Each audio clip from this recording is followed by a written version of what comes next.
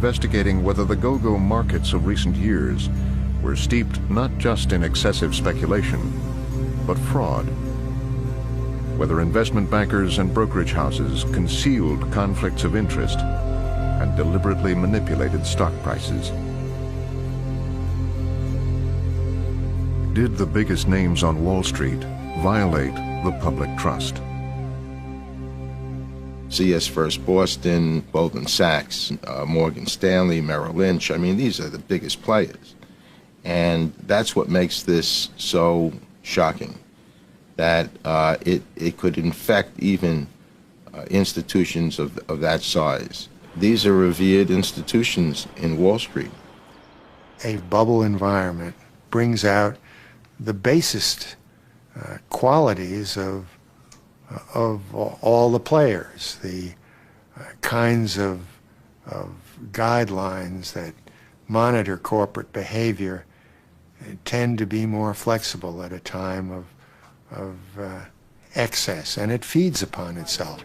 This was generally a good day for investors. Just a couple of years ago, Americans sat mesmerized as the investment bank's stock analysts went on television and touted stock after stock after stock. AOL, Yahoo, Amazon. eToro has really created a very strong brand awareness with the consumer. It was Wall Street's version of a telethon. .com shot up today. We're on track, it looks like, to hit 1 billion shares today. Internet stocks drove a powerful surge on Wall Street today. At the heart of it was the mad scramble by bankers and venture capitalists to take hundreds of unprofitable young internet companies public. But I think the long-term opportunity really is to be the customer interface to your doorstep. Some say the internet is so revolutionary that the usual rules for valuing a stock, such as revenues and earnings, no longer apply.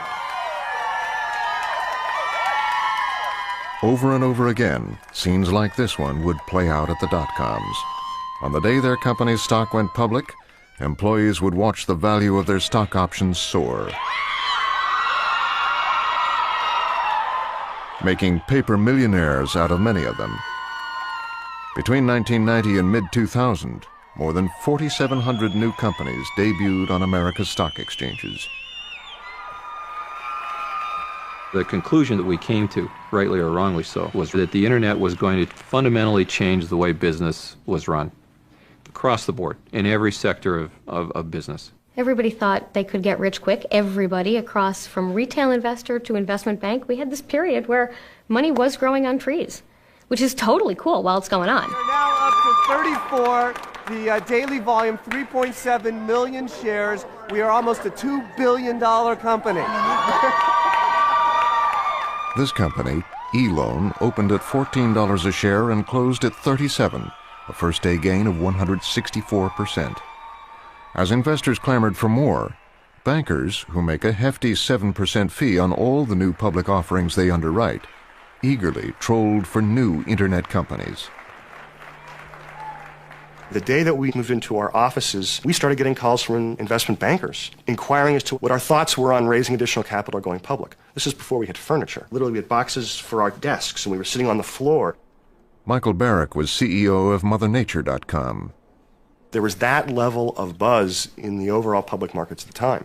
And you laugh about it. You're sitting there with your box going, should I buy furniture or should I talk to the investment banker about going public? Going public that time, in my mind, is probably almost exactly the same as if I was raising a first or a second round of venture capital. There's a lot of unproven elements. Brian Nesmith was head of an internet technology company called Cashflow. I haven't proven that we can be profitable. I haven't proven that I can really grow the revenue. I don't have all the members of the management team. The product may even still have some technology issues that we have to validate. And effectively, the way I started to think of it is we had millions of investors that started acting like venture capitalists, and they're not necessarily very smart ones. They don't do the due diligence. They don't do the fundamental work. There were so many deals that went through during, 99 and 2000. And the hardest part for both sides, for bankers and analysts, the hardest part was that a lot of companies that looked like there was no there were getting out into the marketplace and going to the moon. It could be as simple as adding a .com to your name while making a few internet-sized promises. As we like to say, one day we will touch every mortgage in America. When Seth Werner changed the name of his First Mortgage Network to Mortgage.com and went on the net, the estimated market value jumped from $100 to $800 million. We went around to all of the underwriters, the largest underwriters in the country, most prestigious by anybody's count. Every one of them was suggesting that this was a wonderful time to take a company like ours public. Helping take companies public is one of the most profitable businesses investment banks have. And naturally, we wanted to talk to the investment bankers about the process. We called and we wrote letters, but Goldman Sachs, Credit Suisse First Boston, Bear Stearns, Merrill Lynch, and Morgan Stanley all said that they didn't want to talk.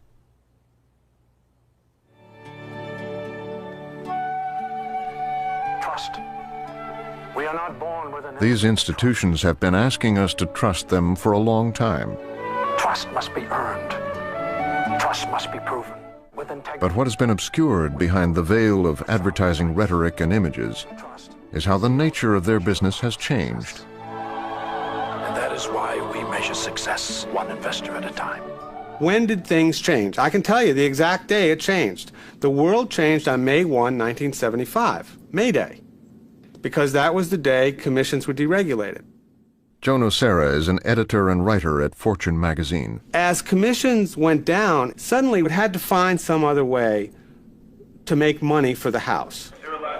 These institutions, once primarily thought of as brokerage houses, used to make their big profits by offering advice to clients on what stocks to buy or sell, and then charging commissions on those transactions. But when deregulation forced commission rates to drop, they began to rely more on the money they made from investment banking. In the 80s, it was mergers and acquisitions. Then in 1995, along came the Netscape initial public offering, or IPO. The company was less than 18 months old, had little revenue, and no profits. Its debut would change everything. 1995, Netscape goes public. It's the first big, nobody expects what happens in Netscape. It's the first big pop stock. It was just, whoa, what was that all about? And suddenly, if you're an investment bank, you realize that this is something that can be taken advantage of. It was very hard to justify the price of it on any rational economic benchmarks that you usually use. Bill Hambrecht was the one investment banker who did talk to Frontline. He's an industry veteran who specializes in technology companies and was one of the bankers who took Netscape public.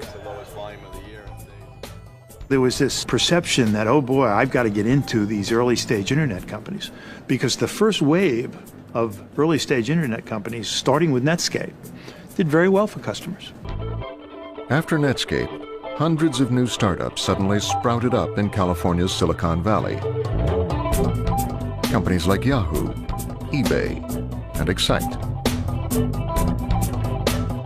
New companies are usually never profitable, but they usually aren't offered to the public until they are.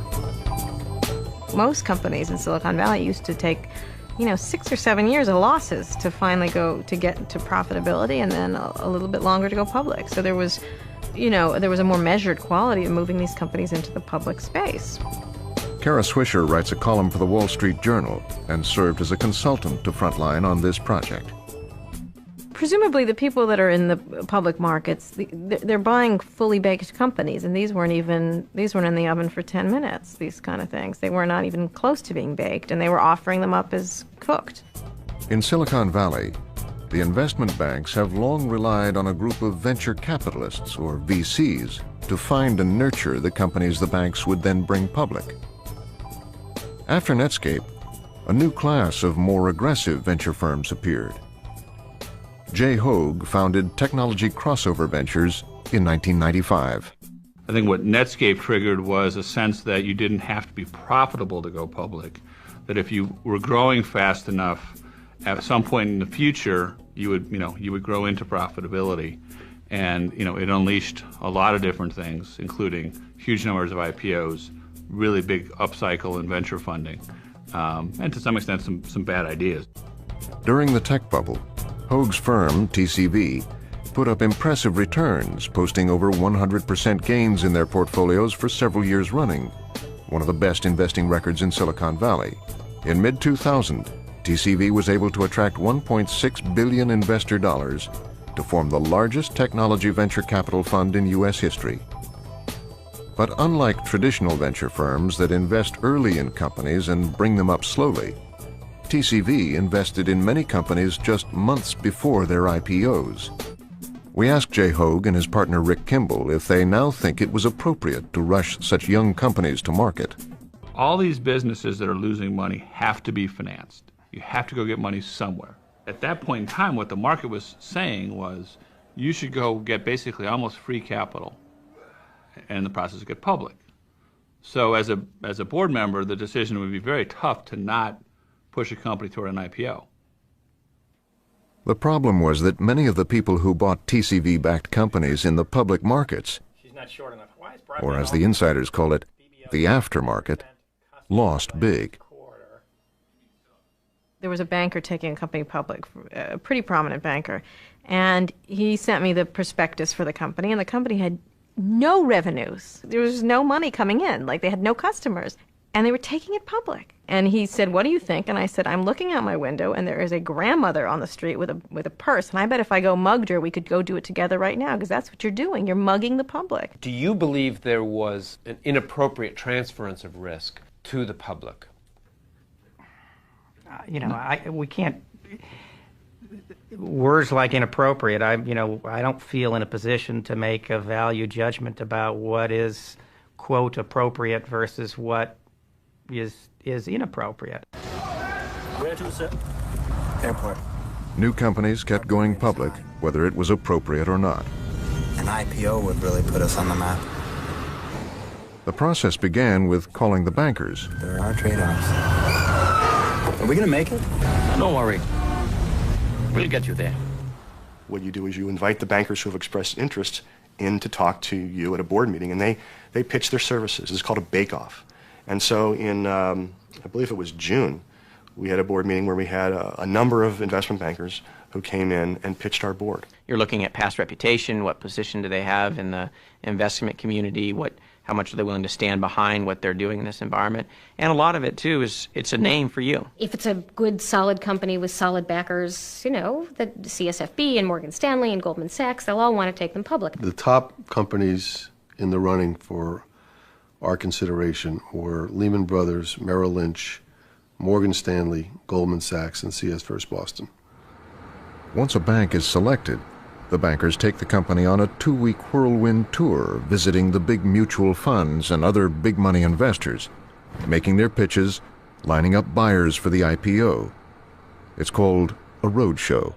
The roadshow is just a repetitious repeat of the message that you're trying to help investors understand about the product. The bankers then take you out, and it's done as a very condensed event. It's anywhere from a 2 to a 3 week process. We started in New York, then Boston, Philadelphia, Washington, Chicago, Minneapolis, Houston, Dallas, San Francisco, Los Angeles. And the poor company for 2 weeks is in meetings from 6 in the morning until 7 at night, back to back, doing meetings with all these various institutional investors, pitching their story. David Siminoff is a money manager for the Capital Group, which oversees the American funds, one of the largest mutual fund families in the world. So what happens, a sales trader will call and say, I have an IPO that you ought to look at, and they're coming around, April 7th, and they're going to be in San Francisco. Can you sit down and meet with them for an hour and hear their story? You could put me in front of a human being or a mannequin or a gorilla, and I was going to go through the same pitch. Of course, I have to be responsive to their questions, but I'm just there to sell, pull the string and I'm selling. In the end, what Cashflow wanted to get out of the IPO was a half dozen institutional investors that believe in what you're doing, believe in the company, believe in the management team, and are not only going to be purchasing at the IPO, but are going to be long-term accumulators of the stock. In tonight's Moneyline Movers, Cashflow up 102 3/8 in its stock market debut. The networking equipment maker enjoyed one of the best opening days ever. The stock trading at 5 times its offering price. Cashflow was a huge hit. and theirs remains one of the top 10 biggest first-day pops of all time. Akamai is Hawaiian for cool, but investors... Hot IPOs became a staple of the technology telethon. The web technology company soared more than 450%. The stock that stole the show today, it's called Free Market. The pops gave the companies publicity, but not much more. Came public today, selling shares to the public, and take a look at what this stock did, up 482% or so. If the investment banks had been doing their job the way they were supposed to be doing, if they really had the best interest of the companies at heart, you would have never seen the situation where stocks or IPOs go up 200, 300, 400% on the first day. I mean, that is a crime. Priceline.com is the latest beneficiary of the internet stock craze. Shares of the internet commerce company debuted at $16. They closed at $69, a rise of over 330%. The famous case is the Globe.com, which I believe went up over 500% on the first day. And it was like, oh my God, look at that, look at that. Earth Web was up 379%, and the Globe.com, which only traded one day, gained 606% on the week. What is the reason you have an IPO? It's to put money in the coffers of the company. That's the reason you do it.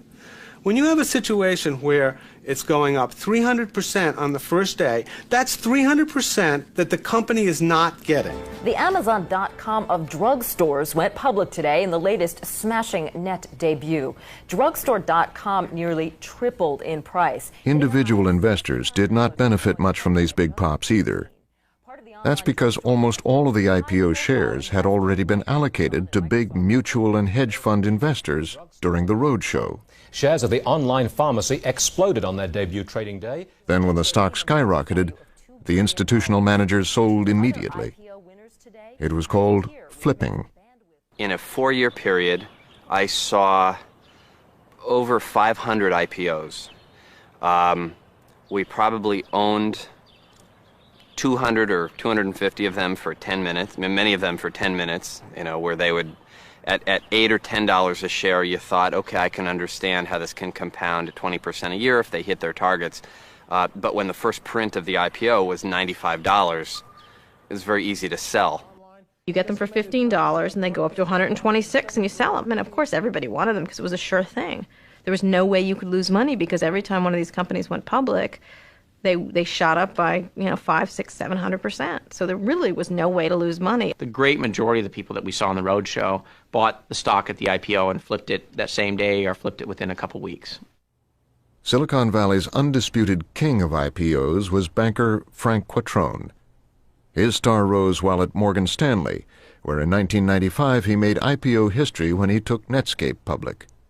He was one of the first Wall Street bankers to set up an office in Silicon Valley, and he made a big impression.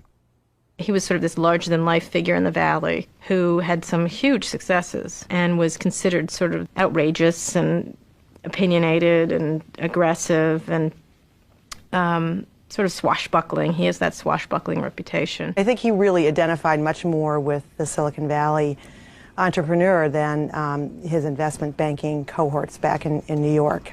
Quattrone declined to speak with Frontline, but Wall Street Journal reporters Susan Pulliam and Randall Smith have followed Quattrone's career from the early days at Morgan Stanley to Credit Suisse First Boston. The thing that distinguished First Boston here is that they did have the foresight to hire the best technology banker in the business just before this enormous boom in technology stock issues. And it literally took the firm from being an also-ran in stock underwriting to the very top in the rankings. But the thing that people come back to most often when they talk about Frank Quattrone is control, that he's a control freak and wants to be involved in every step of the process. The people at Morgan and Goldman had more of a conservative air, and Frank had more of like a venture capitalist himself. He has kind of a big personality, and you don't.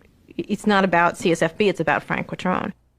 By 1998, Quattrone had taken more companies public than any other investment banker in the Valley.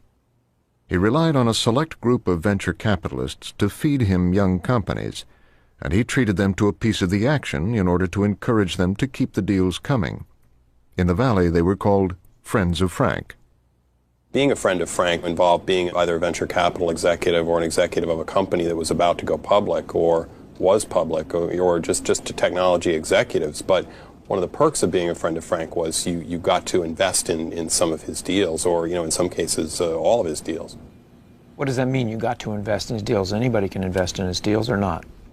Well, no, I mean, I think in order to get, you and I, if we went to our broker and tried to get an IPO allocation, would be told, gee, there's, we maybe or probably not, but but a hedge fund that would generate a lot of commissions might have a chance to get an IPO allocation. And similarly, part of the process of being a client of Credit Suisse First Boston was that you would have a better shot at getting shares of some of these IPOs that were skyrocketing in price. Can you give an example of that?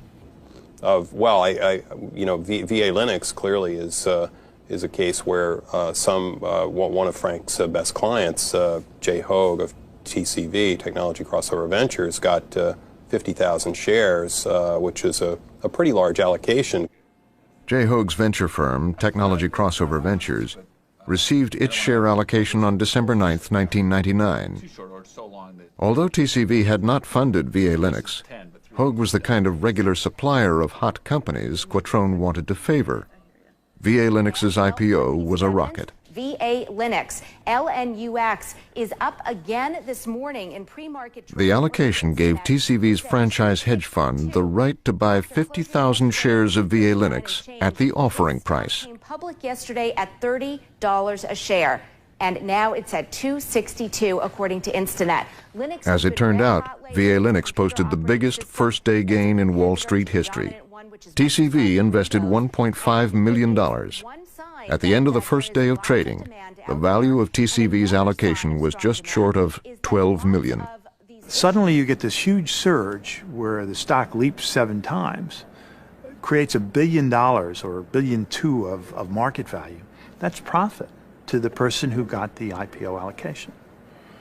And if you trace it out, I think you'll find anything that goes that high, almost all of it is flipped, because it just doesn't make sense almost not to. So effectively, the underwriter parceled out $1.2 billion of guaranteed profit to his clients. That's quite an, as you can imagine, that's a very nice thing to happen. It's like legalized bribery. It's favor building. It's like taking someone out to lunch and paying for their meal. Now that's okay, but if you gave me a yacht, that would probably not be okay. Hoag has refused to talk specifically about the VA Linux deal, but he defends the IPO allocation process. The specific allocation of how IPOs happens is the investment bank's business. Why we, have been allocated shares, again, we have an ongoing, we're generating trading commissions because of the franchise fund with a whole variety of investment banks. So in some cases, we don't get IPO allocations, because they say now, based upon the criterion we're making for allocations, you're not big enough to warrant it. In other cases where we're an important, perhaps, generating trading commissions or other things, we do. People tend to focus on the period where it seemed, right, like every IPO was going up 100 or 200%. We can tell you many times, including the very first IPO that TCV was involved with a little company called Saville Systems, where we placed our order for the IPO and got our IPO shares and watched the stock drop 20% in about an hour and a half. But at TCV, that rarely happened. According to Fortune magazine, TCV lost money on only 2 of 76 companies it invested in between 1995 and 99. In some cases, privileged investors like TCV were given the option to buy into an IPO allocation even after the stock had started trading up. In one case in particular, I can remember getting a call toward the end of the first day of trading for a company. They had priced the IPO at $13. It was trading. You could look at your Quotron screen and say it was trading at $40. And you get a call from the investment banker saying, would you like 5,000 shares of this company? Hello? It's at what price? Well, at $13. You can buy it because they still haven't, there's still this allocation, this stock, this IPO stock that isn't fully allocated yet. So you can buy it at 13 when it's selling right there in your Quotron at 42. So the investment banker has offered you free money. You get a call, absolutely, and you can sell it and flip it right then and there. I think underwriters' economic agendas started to determine who would get the stock. Instead of a situation where you're hired as an underwriter to place the stock with people who are going to be the long-term shareholder, when you get into volatile, hot markets where you get this unusual first-day trading profit, there's a tremendous propensity to give that stock to your best clients. And they in turn sell it and take a quick profit. And then the long-term buyer, the guy who you want in the first place, ends up buying it at the volatile aftermarket price. And it happens only when you get into these really hot markets. But it also creates an atmosphere where an underwriter's sales force is in effect giving away guaranteed profit. And if you're giving away guaranteed profit, you probably, at some point in the food chain, are going to have some deal made that returns something to the underwriter. By mid-1999, it was common knowledge among insiders on Wall Street that some banks had begun taking what could be called kickbacks from some mutual and hedge fund investors in return for hot IPO stock allocations. But in the midst of the frenzy, there was no one yet willing to blow a whistle. Too many people were getting rich. We asked former SEC Chairman Arthur Levitt to comment on a hypothetical case. If a large mutual fund is receiving an allocation in an IPO on the understanding that they will make certain purchases or pay higher commissions in the aftermarket, is that a serious violation? I think if hypothetically, if that investor, that recipient of an IPO, was required to pay extraordinary commissions on a non-related transaction or required to make specific aftermarket purchases, I believe that hypothetically you could consider that a manipulative action. That manipulates the price of a stock. It could. It could manipulate the price of a stock. The intention is to manipulate the price of the stock. It could. I would assume that that's the intention, is to manipulate the price of the stock upwards and finally dump it to the public and all the insiders get out. I wouldn't comment on that. But I wouldn't be too far off base to guess that that's would be the result. That's a possibility on a hypothetical instance.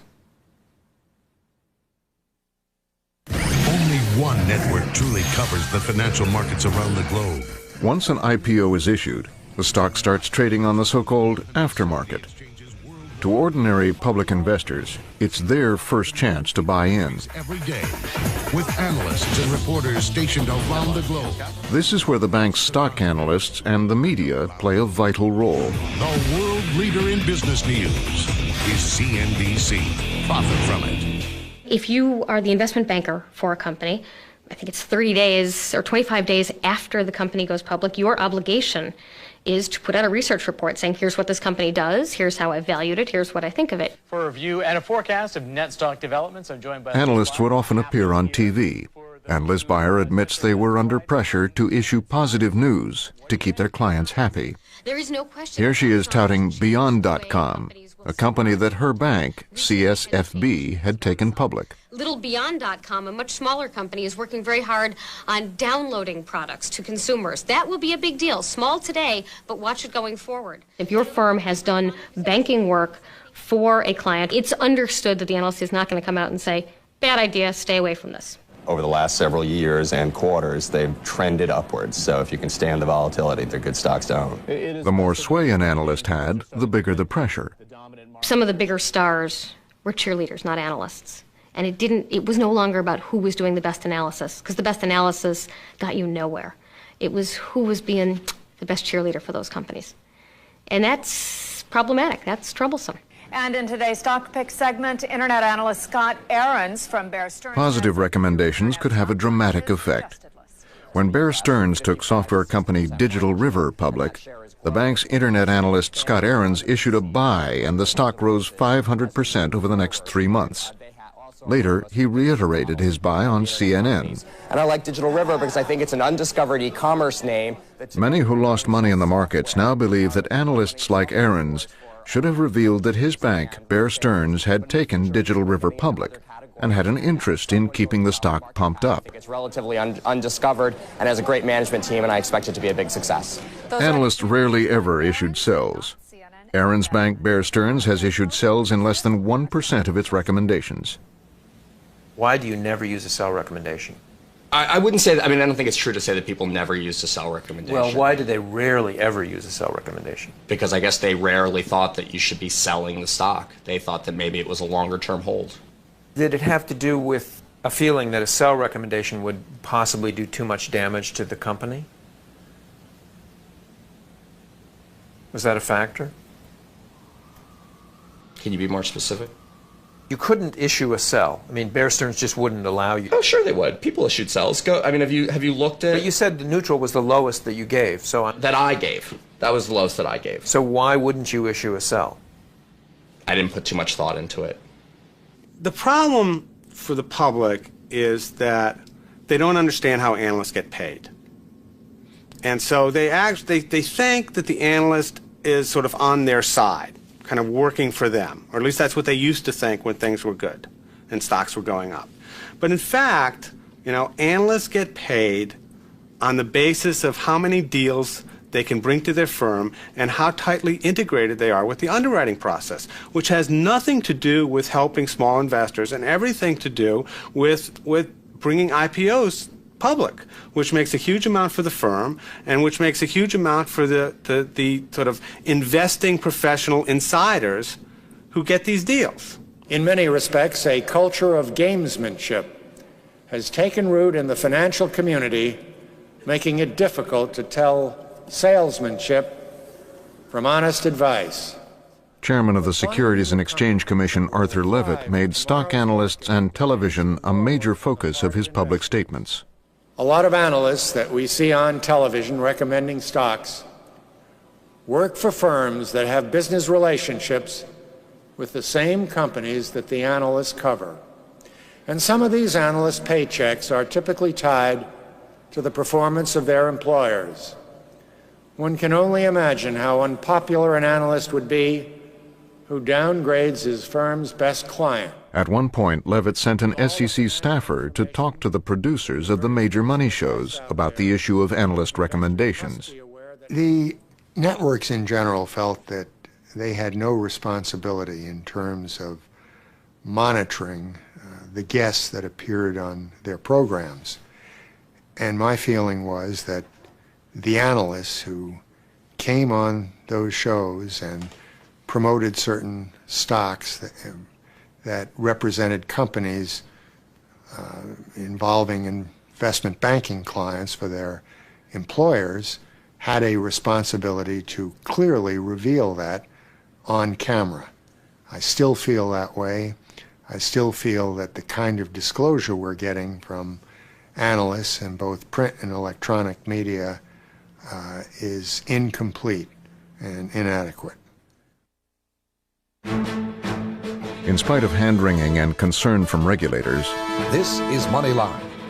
The markets continued on their way to record heights. First, more on our top story, NASDAQ 5000. America's favorite stock index closed above 5K for the first time today after the euphoria, where it started and who started it, exactly what is a debatable point. But once the circle started spinning, everybody fed it. The public market investors did, the venture capitalists did, the bankers did, the companies that are involved in it did. Everybody got caught up into the feeding frenzy. I was a part of it. I'm sure if you were a purchaser of stock in that environment, you were caught up into it. Who's making money? Brian Naismith, CEO of Cashflow. Shares of the network equipment maker shot up nearly $14 after Credit Suisse First Boston raised its price target and repeated a buy rating on the stock. That put its one-day gain on paper at more than $29 million. The kind of valuations that were going on and the kind of trading that was happening in public markets, it's really fueled by what you would call the greater fool theory. In other words, there has to be a greater fool than you that buys it, or the whole thing collapses. Well, ultimately, you run out of greater fools. After what they are already calling Black Friday, they are counting up the damage on Wall Street tonight. In the spring of 2000, the stampede reversed. And sent the Dow and the NASDAQ plummeting. It was the worst single-day point loss ever for both exchanges. Some person or some groups of people, and I think it was mainly the large institutional investors, stood up and said, no, I'm not putting another $100 million in this company because you've not made any progress to getting profitable. And once that happened, that spilled back into those companies who stopped purchasing equipment from suppliers like us or from other companies, who then our revenue started to go down, and it all happened very quickly. At MotherNature.com, we're constantly checking out products like ginkgo biloba, a natural herb from China used to enhance memory. Mother Nature fell along with everyone else. Their stock had dropped to under $2 by April of 2000. We started to believe, management started to believe, that we were not going to easily recover, and we should operate the business differently. We should stop spending so much money. We were on TV at that time. We were burning money, about $8 million a month. Over here, they're checking out maca, a Peruvian herb that's said to enhance male virility. Morning, Mother Nature. We were a wonderful cash-burning machine. So the first thing we did was we just decided to cut our marketing spending, and so we just stopped the cash burn. The dot-com failures continue to mount, especially Throughout the remainder of the year, by fits and starts, the market continued to decline. The company announced today it's laying off 518 people, or 80. New business orders dried up. Technology stocks got trounced on a day of uncertainty. As soon as one person called stop, there was so much momentum built up, it just came apart. Who's losing money? Brian Naismith. He's the CEO of Cashflow. Shares of the internet appliance provider got hammered today, losing over 10 points after Bear Stearns issued some cautious comments on the stock, citing slowing shipments. His one-day loss on paper was nearly $23 million. We're back in a At Mother Nature, they were quickly learning that all their assumptions about the internet were wrong. In the direct marketing business, which is what a B2C company is, the only metric that works here is what's called lifetime customer value. For the average customer you get, what do they spend the first time? What percent come back and buy? What do they spend the second time? What does it cost to service each of those transactions? And to do this analysis, you need a lot of data. The team spent days crunching numbers. We concluded that our lifetime customer value, given the data so far, was only about $10. In other words, we could not be a profitable company unless we could acquire a customer for less than $10. And at the time, it was costing us $60 to $80 to get a customer. Now, that was a very sobering conclusion. And the whole theory of e-commerce, the whole theory was that online customers would be valuable. You'd get these customers, and they would be worth a lot, so you could afford to spend a lot of money to get them. And what we realized, and I think we were one of the first to realize it, was that, gee, they're not that valuable. Less than a year after opening, Mother Nature closed its doors in November of 2000.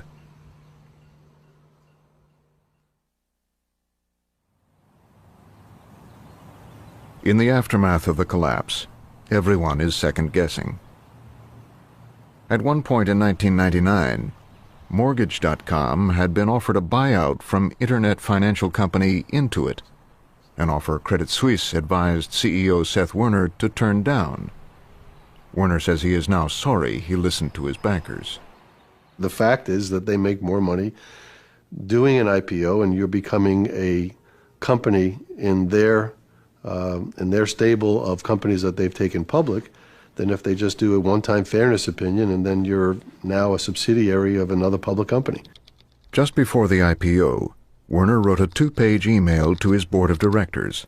Mortgage.com's management is unanimous in wanting to pursue the Intuit deal. The VCs, he noted, are undoubtedly anxious to maximize the returns on their investment by going public.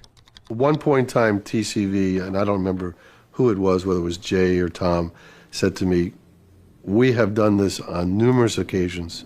We have made a lot of money for ourselves and our shareholders. We know what we're doing." All right? The public, as opposed to taking this price, we should do the IPO. And that's basically the message I got from all three of my venture capital companies. I should have been more forceful in the process of getting them to accept those 5 million shares and move on. In hindsight, we should have sold the company rather than go public. Is this a story of greed? Absolutely. Yeah, but that is the definition of venture capital. You better elaborate on that. Isn't it? Well, I mean, our goal is to get the biggest return possible from every company we invest in. This is what is left of Mortgage.com today. Over 3,000 boxes of paper stored in a warehouse just north of Miami. One of the attorneys suing on behalf of creditors and investors says Mortgage.com wasn't just about greed. He says the VCs in the bank, Credit Suisse First Boston, pursued an IPO while intentionally misrepresenting the company's history and its financial situation. The fact is that their conduct as fiduciaries must be judged based on what choices they made and what they did after there was no Intuit deal. And what they did was, instead of scaling this thing properly, trying to run it as a business, they concealed information, manipulated financial information, and against the advice of their internal financial people, pawned this off onto the public. What's the justification for that? The devil made me do it?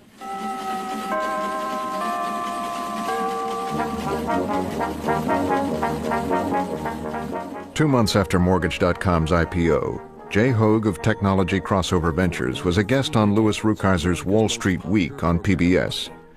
Hoag stated that Mortgage.com was among TCV's favorites. In the business and consumer area, we're very high on both AutoWeb and Mortgage.com. These are literally companies serving trillion-dollar markets, enormous opportunity. According to Sam Burston, Hoag should have known better, and Burston has filed suit against TCV as well as CS First Boston. He says the insiders were simply looking for a way to keep the stock value up until they could get their money out. Hoag and CS First Boston do not want to discuss Mortgage.com today. One of the lessons that the public has to learn is that the fact that an investment banker is underwriting a public offering does not mean that it's a sound investment. And indeed, often means that it's not a sound investment, but that the IPO is merely an exit strategy for the insiders. Underwriters traditionally look very carefully at building a business that would last. You would get it up to a sustainable level, and it would be built. That philosophy was gone in the tech revolution. In the 1980s, attorney Tom Tu successfully sued Michael Milken and his firm Drexel Burnham Lambert for using spurious junk bonds to raise capital for Wall Street. Now he is among those attorneys suing Credit Suisse First Boston for how it handled the Mortgage.com IPO. He sees distinct similarities between the IPO market of the 90s and the junk bond market of the 80s. What you saw in that phenomenon is early on there were probably a lot of good companies. Then there was a rush to replicate that. Drexel needed more and more product because once you set up that engine, the salesmen, the people out on the street, they're all starting to rely on that distribution, and which is all generated by fees. At some point, you get to a point where the good deals are not separated from the bad deals. I think you might find in this dot-comedy that we went through, once the mechanism for those IPOs were set up, it was like, stamping them out to keep everybody eating and making a lot of money. Now, that's not to say that a lot of them weren't good deals. A lot of the junk bond deals turned out to be good deals. But as the thing progressed and more momentum is there was a lot of money chasing bad deals, and there weren't that many good deals. In June of 2001, under pressure from private and government investigations, CS First Boston fired 3 of its bankers and its CEO. All denied wrongdoing. Then in December 2001, the Justice Department dropped its criminal investigation of CS First Boston, but the bank has agreed, without admitting they did anything wrong, to pay a $100 million fine to the SEC, the 5th largest in SEC history. Meanwhile, the SEC continues to investigate other banks. The public needs to realize really 2 things. One, that these people are not promoting the public's interest in any of these transactions. But two, if they rely on them and the information is false or was recklessly provided, they have recourse. They sue the bastards. They had a very low tolerance. Mel Weiss is a Manhattan attorney who has filed 110 lawsuits against scores of companies and 7 leading investment banks. We're dealing with a market manipulation by the investment banking community. And that's the scary thing, that the investment banking community that has a fiduciary responsibility and a statutory responsibility to protect the customer is actually in creating the artificiality in the market. The only way you can ever take the possible excesses out of the system is to have a non-preferential way of allocating the stock. It's got to be fair, it's got to be open, and in that way you get rid of the kind of things that sneak into a system where you have preferential allocation. That's why we came up with the auction. Hambrecht calls it a Dutch auction. Put the IPO on the internet and let any and all buyers post their bids. We go out to the world and say, here is company X. How many shares do you want and what are you willing to pay? If we want to sell 1 million shares, we start at the highest price bid and count down to the millionth share. And that millionth share becomes the clearing price for the transaction. In other words, everybody who bid the clearing price or higher gets the stock they bid for at the clearing price. But at the height of the bubble, Hambrecht's idea got a cool reception. Is there an opportunity for a new way of doing IPOs? Intellectually, sure. It doesn't appear that the Dutch auction has gotten a huge amount of traction yet. Dutch auctions make a great deal of sense theoretically, right? Everybody pays what they're willing to pay, and that's how you parse out the stocks. But it didn't play well in an environment where people wanted that marketing news, right? You don't get there is no headline that says, XYZ Corp trades up 90% on its first day if there's a Dutch auction. When we were looking to go public, we considered that. We thought it was conceptually a beautiful solution. But we were led to believe that the institutions would not support our stock. So if we did that, if we went the Hambrecht method, we would not get any institutional support. There wasn't anybody truly that really wanted to listen to us. I kind of felt like the designated driver at a New Year's Eve party. You'd come in and say, "Hey guys, this isn't going to turn out well," and their reaction was, "What could be better than this? I sell my stock at 10 and it goes to 100 and everybody's rich and who's lost, and isn't this a wonderful thing?" Good. All right. Good morning, good afternoon, and good evening, depending where you are. For now, most companies are reluctant to break ranks with Wall Street. The Dutch auction was incorporated into the Instinet offering. As you all know, 17.5% of the shares. As a kind of experiment in underwriting, Instinet, the electronic brokerage company, decided to split its IPO between Hambrecht and a traditional underwriter, Credit Suisse First Boston. Bringing continued innovation into the marketplace, which is something that this company stands for. And I know Bill Hambrecht has really led the charge in that vision, and we'd like to thank Bill as a partner. Instinet opened at 14 a share and closed at 17.65. Again, both very well together. This is the first time that retail investors who bid $14.50 or higher are guaranteed an allocation in shares, right? And I think that's in the post-bubble environment, this IPO was considered a success and proof that the Dutch auction process could work. excellent. Just right. Yeah, exactly. Just as you planned it. But without the IPO allocation favor bank, the process strikes fear in the hearts of traditional bankers. The ultimate leverage is being able to include somebody or exclude them from an offering that he thinks is attractive. That's the leverage that people fight to keep. That's at the very base of a lot of these firms is that leverage of allocation. You traded 400 over here. You've done 400 already? Yeah. Great. The whole implication of the internet is bringing transparency and level playing field to marketplaces. This is what it's all about. And I think the big firms understand that.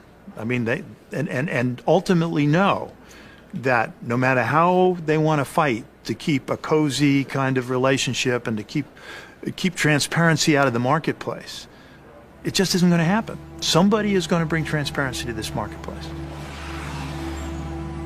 But Hambrecht may be overly optimistic about Wall Street's willingness to change. The IPO explosion of recent years generated a feeding frenzy worth billions to Wall Street's banks. Very few people who work here believe the system needs fixing.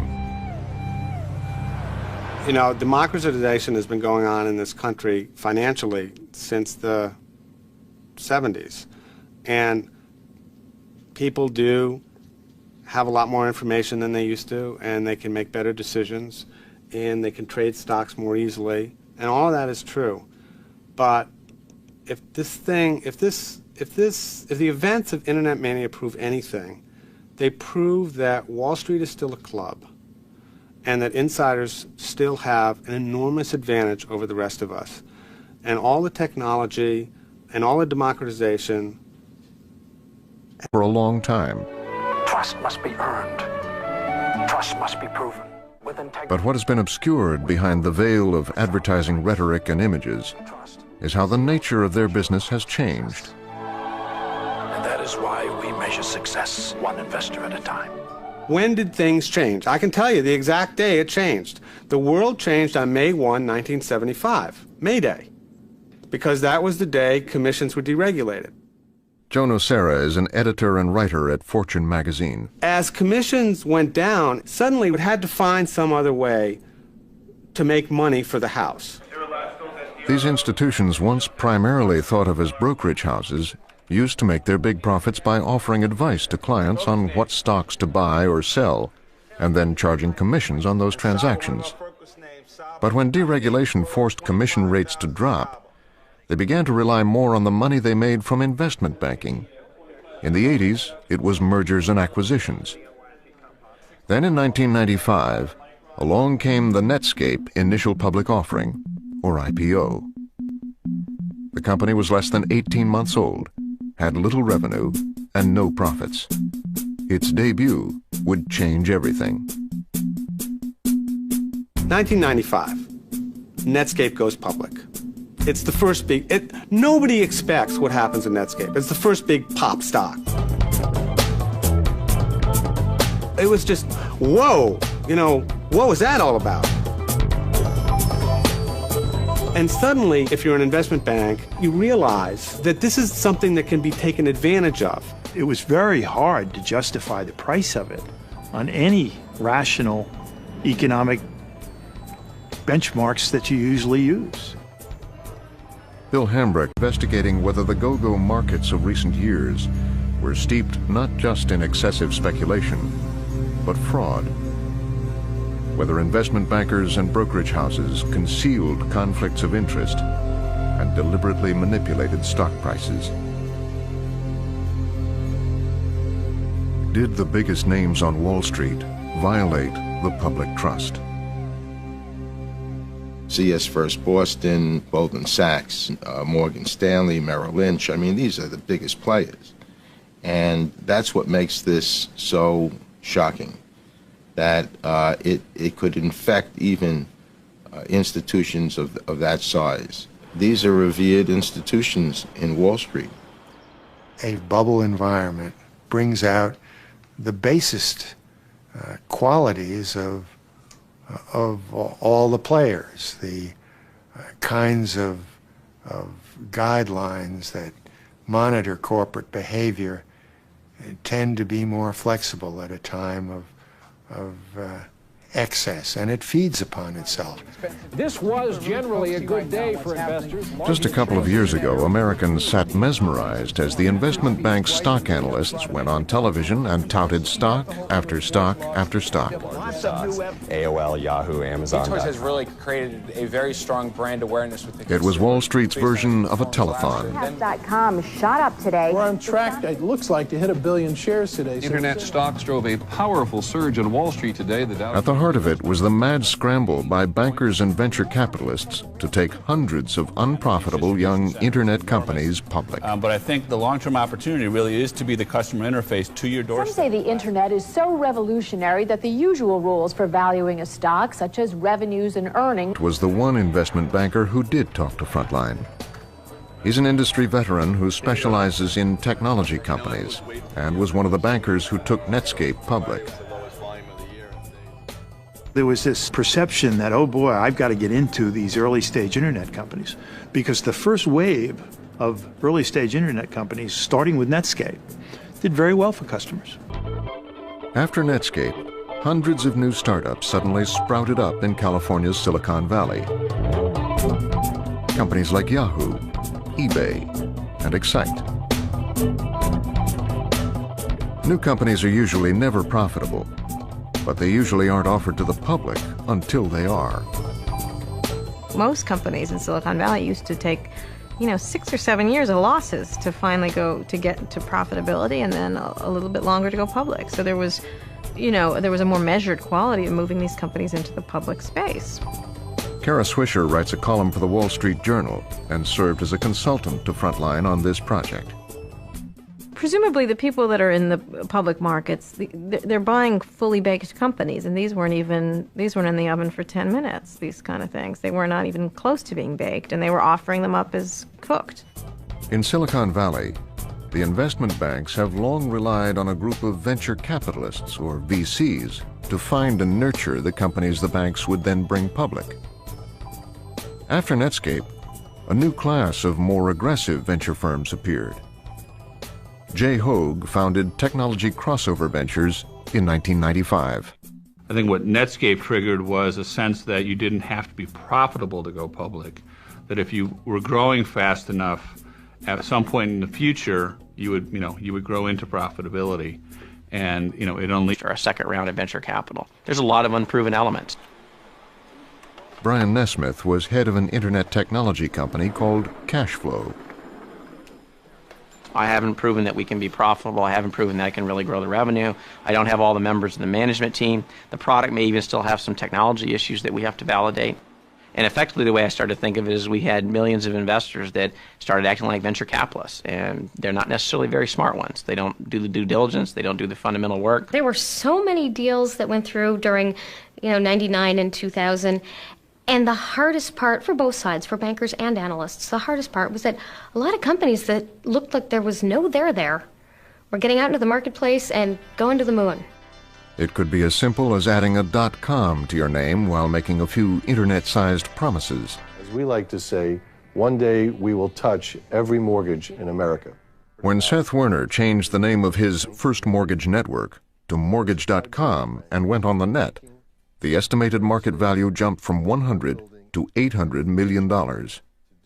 We went around to all of the underwriters, the largest underwriters in the country, and most prestigious by anybody's count. Every one of them was suggesting that this was a wonderful time to take a company like ours public.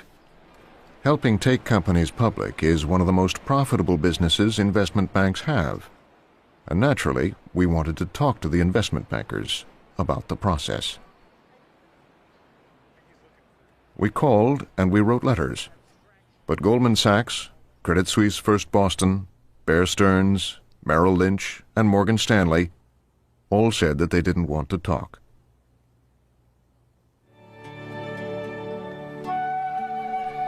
Trust. We are not born with an... These institutions have been asking us to trust them was no longer applied. Over and over again. Scenes like this one would play out at the dot-coms. On the day their company's stock went public, employees would watch the value of their stock options soar, making paper millionaires out of many of them. Between 1990 and mid-2000, more than 4,700 new companies debuted on America's stock exchanges. The conclusion that we came to, rightly or wrongly so, was that the internet was going to fundamentally change the way business was run across the board in every sector of business. Everybody thought they could get rich quick. Everybody across from retail investor to investment bank. We had this period where money was growing on trees.